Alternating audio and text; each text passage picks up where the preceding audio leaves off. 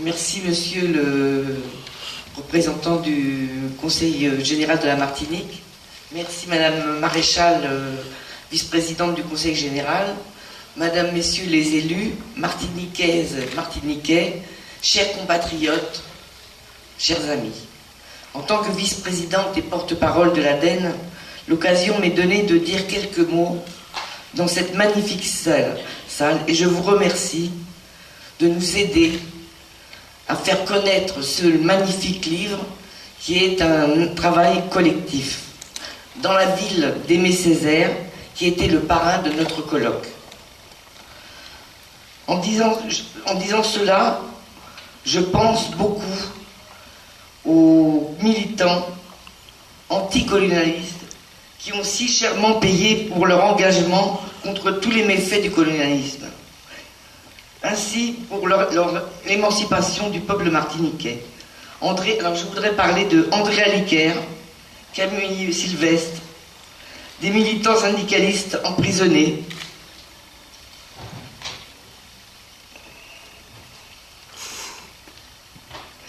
et je voudrais aussi dire que, à la Martinique comme à la Guadeloupe, la mémoire des luttes des esclaves imprègne les consciences et les luttes sociales dirigées contre la mainmise des descendants des colons.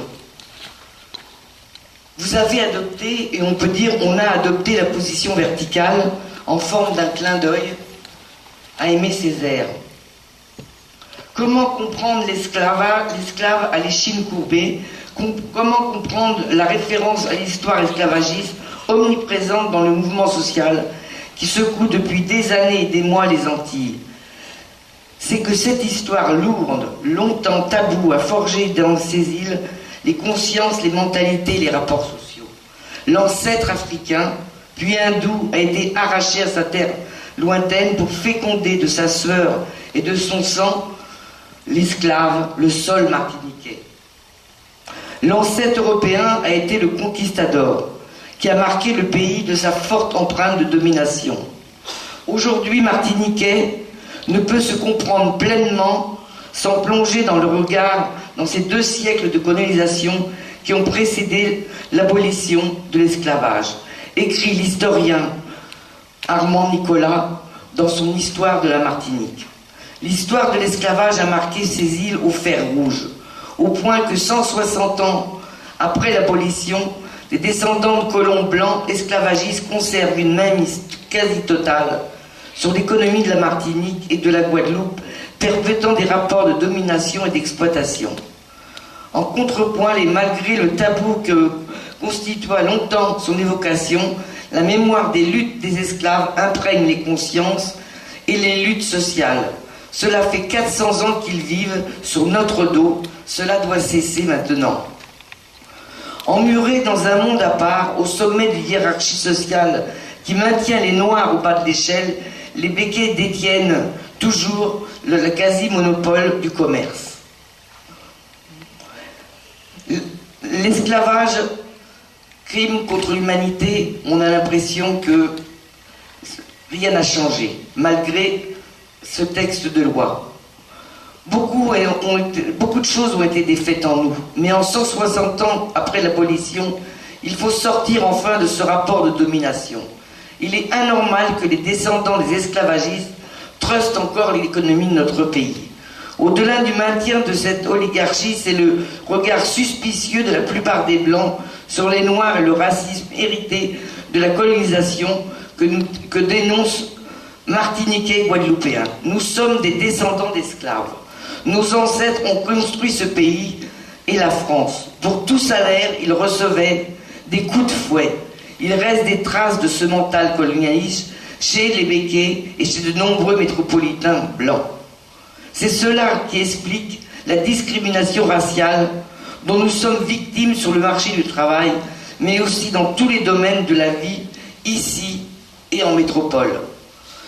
Ce climat a été alourdi ces dernières années par des envolées d'un président de la République prompt à fustiger la repentance ou à exalter des aspects positifs de la colonisation. En rappelant ainsi, M. Sarkozy contribue à maintenir ce rapport de domination, à libérer la parole raciste. Ces discours-là, nous ne les supportons plus.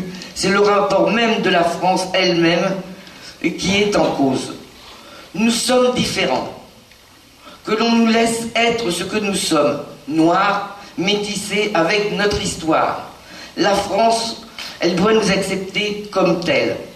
C'est pourquoi le livre que l'ADEN a publié à partir des travaux du colloque de Dakar de novembre 2007 participe au travail de mémoire et contribue à éclaircir notre histoire. Il met en lumière le vécu des traites négrières coloniales et consigne des faits encore non révélés. Et en plus, je souhaiterais dire que pour les Antillais de métropole, les métis comme moi, ce fut très lourd d'avoir pris conscience très tard que nous étions des descendants d'esclaves. Il a fallu l'aide de nombreuses associations et l'aide de l'ADEN pour faire connaître cette page tragique de l'histoire à tous. Pour finir, je veux faire un clin d'œil à mon grand-père, ce héros, qui est venu en dissidence sauver la mère patrie.